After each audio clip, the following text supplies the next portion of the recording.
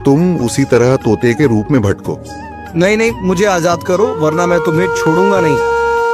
अब तुम मेरा कुछ भी नहीं बिगाड़ सकते। अब तुम जाओ यहाँ से और अब से ऐसे ही घूमो। अब तुम्हें पता चलेगा कि दूसरों को दर्द देने में कैसा महसूस होता है। इसके बाद वह राक्षस वहां से उड़ जाता है। मरचू और उसकी पत्नी सीता दोनों खुश हो जाते हैं। मरचू पहले की तरह काम करने लगता है। वह और उसकी पत्नी दोनों खुशी खुशी जिंदगी गुजारने लगते हैं।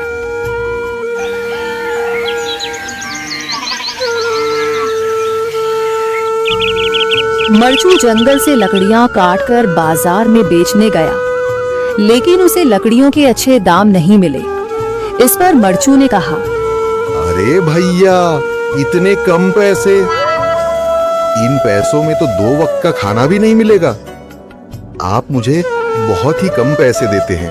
मैं इतनी मेहनत से लकड़ियां काट कर आता हूँ, लेकिन उनके पैसे मुझे बहुत कम मिलते हैं। भैया, तुम्हारी लकड़ियां होती ही इतनी कमजोर हैं कि मैं इससे ज्यादा पैसे नहीं दे सकता। तुम्हारी लकड़ियों के बस इतने ही पैसे बनते हैं। अरे भैया, कुछ ज्यादा कर दो ना। वो क्या है ना कि इन पैसों का तो कुछ भी नहीं आता। मैं अपनी जिंदगी कैसे गुजारूंगा? भैया, तुम जाकर अच्छी लकड़ियां लाओ, तभी इन लकड़ियों का अच्छा दाम मिल पाएगा, वरना इन लकड़ियों का तो यही दाम है। ये सुनकर मरचू बहुत ज्यादा परेशान हो गया और पैसे लेकर किराने की दुकान से सामान खरीदकर घर आ गया। घर पहुंचते ही मरचू की पत्नी सीता ने कहा, जी, सामान ले आए आप? हाँ जी, सामान ले आया हूँ।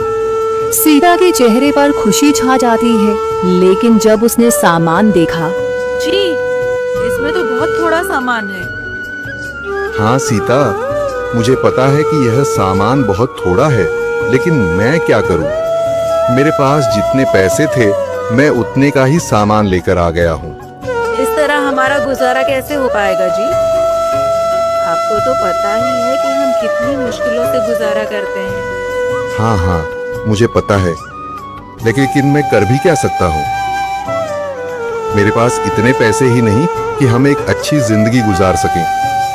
इतनी मेहनत कर रहा हूँ, लेकिन फिर भी मेहनत का फल नहीं मिल रहा। इतनी मेहनत से अच्छी लकड़ी काट कर आता हूँ, लेकिन मुनासिब दाम नहीं मिलता। मैं तो बहुत परेशान हूँ। क्या करूँ? कहाँ जाऊँ? अरे जी, आप परेशान न हो, आप कोई और काम देख लें। मैंने कई बार काम तलाशने की कोशिश की, पर किसी ने भी मुझे काम नहीं दिया। ये सुनकर सीता भी काफी ज्यादा परेशान हो गई। मरचू से सीता की परेशानी नहीं देखी गई।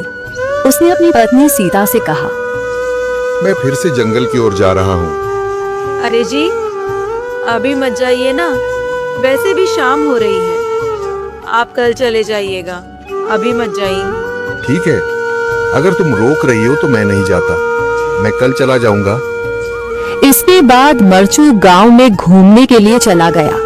तभी उसे एक आदमी मिला और उसने कहा, कहाँ जा रहे हो भैया? और सुनाओ, क्या हाल चाल है?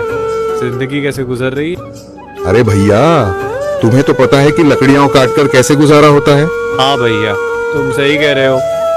और आसपास के जंगलों में अच्छी लकड़ियां भी नहीं है। इसके लिए तो जंगल के अंदर जाना पड़ेगा। पर जंगल के अंदर तो काफी सारे जंगली जानवर होंगे। मुझे बहुत डर लगता है भैया, मैं जंगल में कैसे जाऊंगा? हाँ भैया, जंगली जानवर तो होंगे, लेकिन अच्छी लकड़ियां तो वहीं से ही मिलेंगी।